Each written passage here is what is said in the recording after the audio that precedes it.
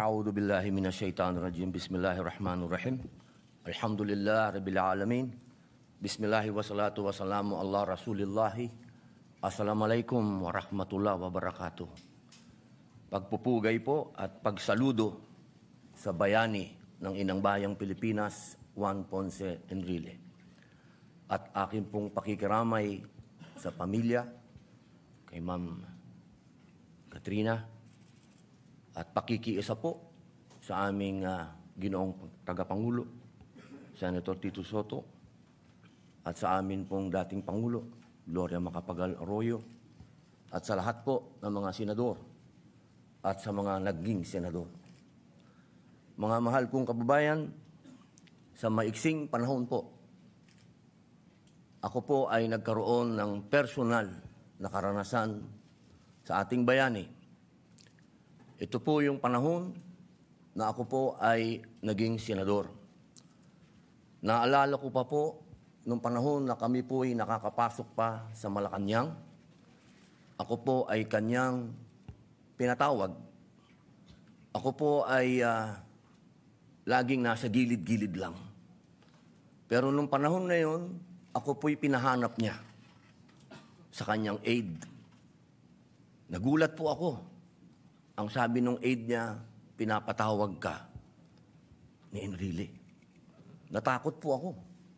Sabi ko, bakit kaya? Ako po'y pumunta, siya po'y nakaupo sa gilid. Meron po siyang magandang pwesto sa tabi ng pintuan. Pinaupo po niya ako. Sabi niya, meron kang mga panukala. Opo, alin po doon? Gusto kitang makausap. Ngayon po ba? Huwag dito maingay, sabi niya.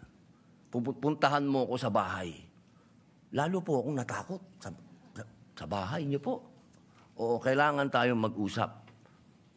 So, pagkatapos po ng ilang araw, dumating po ako sa kanyang bahay. At doon po, nagulat po ako, lahat po ng paborito kong kakanin, yun po ang kanyang hinanda. Isa pong kagulat-gulat dahil nagtatanong po siya siguro sa aking mga kasama kung ano po yung aking paborito. Nung nakaupo na po kami, sabi niya, ano ba yung mga panukala mo? Sabi, ito po, meron po akong Senate Bill 453. Ito po yung gusto ko po sanang gawing holiday, yung pong September 21, at kilalanin yung mga unsung heroes. Kumunot po ang kanyang noo. Ito po'y senyales para sa akin na magpaliwanag. Sabi ko sa kanya, alam niyo po, ako po ay dating komunista at hanggang ngayon ay sosyalista. Ako po'y namundok at naiintindihan ko po kung ano ang ipinaglaban ninyo noong September 21. At ako'y naniniwala po na sinagip po ninyo ang bayan para tayo po'y maging komunista.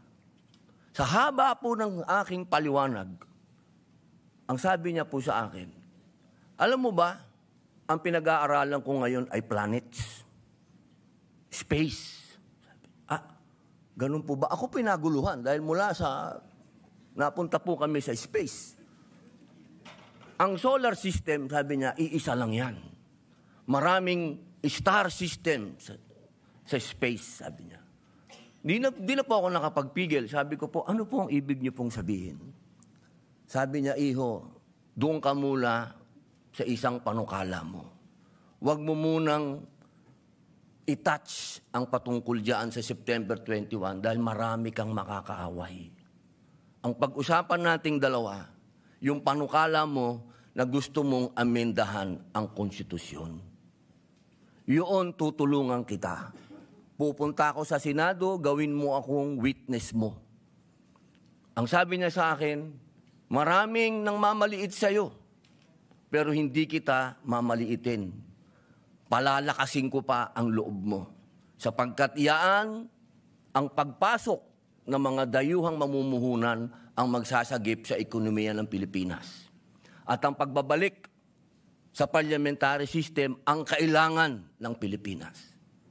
Alam niyo po, hindi po ako nabigo. Sapagkat nung dumating po ang hearing namin, siya po ang nag-iisa kong naging witness. At sa loob po ng 2 oras, Wala po siyang ipinaliwanag kung hindi ang kagandahan ng papasukin natin ang ating mga foreign investors. At hindi lang po yun. Pagkatapos po niyang mag-witness sa akin, nung kanya pong 99th birthday, akala ko po tapos na po. Hindi po, personal po niya po akong tinawagan at sinabi niyang kailangan kang dumating sa birthday ko. Dahil meron tayong tipan na hindi ka titigil na maipasa yung pinangako mo sa aking panukala. Yan po ang aking hindi makakalimutan.